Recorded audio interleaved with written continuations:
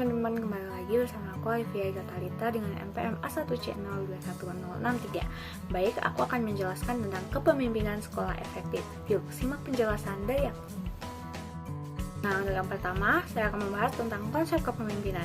Menurut Dr. Muhammad Kristiawan, MPD, kepemimpinan adalah kemampuan atau usaha seseorang untuk bisa menggerakkan seseorang atau tim maupun kelompok agar mau bekerja sama melaksanakan tugas yang telah diberikan kepadanya dan mampu mendorong orang atau karyawan untuk berbuat hal yang positif dan meminimalisir perilaku negatif serta mampu mengembangkan dan memanfaatkan potensi dan sumber daya yang ada di dalam sebuah organisasi untuk mencapai tujuan secara efektif dan efisien.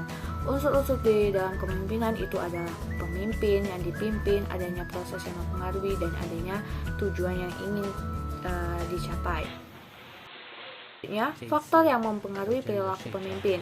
Menurut Asmendri pada tahun 2012, perilaku seseorang pemimpin dapat melaksanakan tugas dipengaruhi oleh beberapa faktor yang dikelompokkan, yaitu sebagai berikut. Yang pertama, faktor internal merupakan faktor yang berasal dari dalam diri pemimpin itu sendiri. Nah, misalkan pengertiannya tentang kepemimpinan, nilai atau hal yang dikerja dalam kepemimpinan, cara orang menduduki pangkat kepemimpinannya, pengalaman dan kepemimpinannya, serta pandangan seseorang tentang manusia. Selanjutnya, faktor yang berasal dari kelompok yang dipimpin. Keadaan kelompok seperti kematangan, kekompakan, latar belakang pendidikan, pengalaman, latar belakang sosial, budaya. Selanjutnya, faktor lembaga yang dipimpin seperti jenis dan tujuan sekolah atau kurikulum.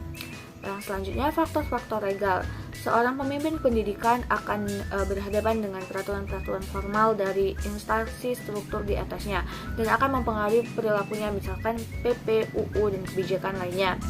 Yang kelima, faktor lingkungan sosial merupakan keadaan masyarakat sekitarnya, misalnya ekonomi, pandangan masyarakat, pendidikan, dan masyarakat itu sendiri.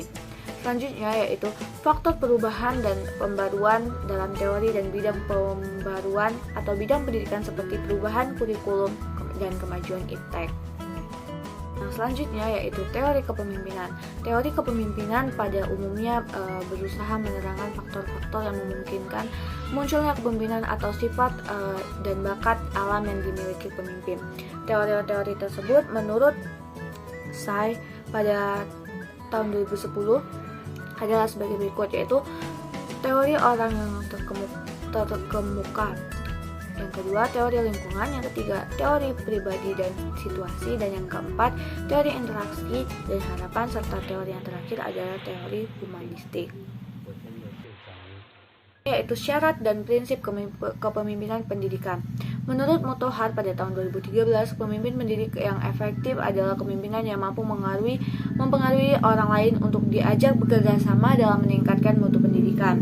Dan menurut Asmendri pada tahun 2012, mengungkapkan syarat dan proses seorang pemimpin pendidikan adalah sebagai berikut. Yang pertama, seorang pemimpin harus memiliki kepribadian yang terpuji.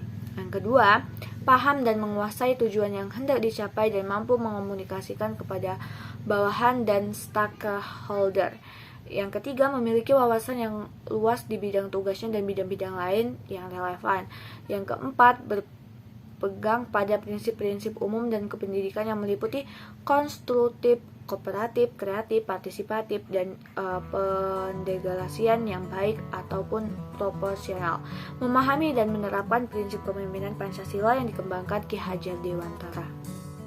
Nah, apa sih fungsi kepemimpinan itu? Secara operasional, fungsi kepemimpinan dibedakan menjadi 5 fungsi pokok, yaitu fungsi instruksi. Fungsi ini bersifat komunikasi atau satu arah. Yang kedua, fungsi konsultasi. Fungsi ini bersifat komunikasi dua arah. Yang ketiga, fungsi partisipasi. Dalam fungsi ini, pemimpin berusaha dan mengaktifkan orang-orang yang dipimpinnya. Selanjutnya, fungsi delegasi. Fungsi ini dilaksanakan dengan memberikan pelimpahan wewenang membuat atau menetapkan keputusan baik melalui persetujuan maupun tidak dari atasan. Selanjutnya, fungsi pengendalian. Fungsi ini bermaksud bahwa kepemimpinan yang efektif mampu mengatur aktivitas anggotanya secara terarah dan dalam koordinasi yang efektif, sehingga memungkinkan tercapainya tujuan bersama secara maksimal. Selanjutnya, kepemimpinan kepala sekolah yang efektif. Kepala sekolah merupakan motor penggerak atau penentu arah kebijakan sekolah yang akan menentukan bagaimana tujuan-tujuan sekolah dan pendidikan pada umumnya direalisasikan. Menurut Blake dan Mouton pada tahun 1964, dalam memimpin sebuah organisasi diperlukan beberapa elemen yang dapat mengantarkan sebuah kepemimpinan yang efektif, yaitu initiative, inquiry, advocacy, conflict solving, dan decision making. Dalam suatu kepemimpinan itu memiliki kunci sukses. Menurut Mulyasa pada tahun 2013 ada 10 kunci sukses yang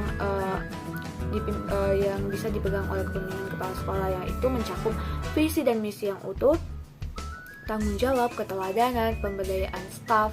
Selanjutnya yang kelima, mendengarkan orang lain. Yang keenam, memberikan layanan prima. Yang ketujuh, mengembangkan orang. Yang kedelapan, memberdayakan sekolah. Yang kesembilan, fokus pada peserta didik. Dan yang terakhir tentunya manajemen yang mengutamakan praktik.